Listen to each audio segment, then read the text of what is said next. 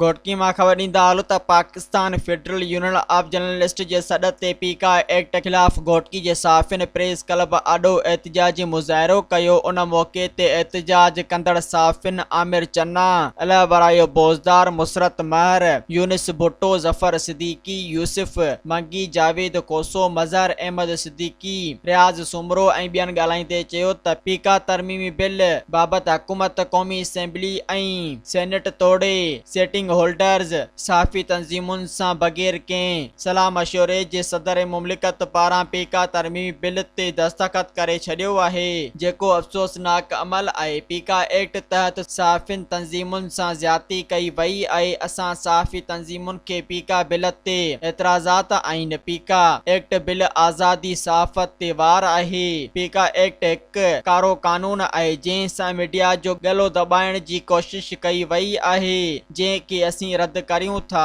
ऐं असां हुकूमत खां मुतालबो था करियूं त हिन कारे कानून खे ख़त्म करे कलम धड़नि मां बेचैनी ख़त्म कई वञे। ॿी सूरत में मुल्क गीर एहतिजाजी तहरीक शुरू कई वेंदी ऐं पीका बिल ख़त्म कराइण लाइ पार्लियामेंट हाउस आॾो धरणे जी कॉल ॾिनी वेंदी।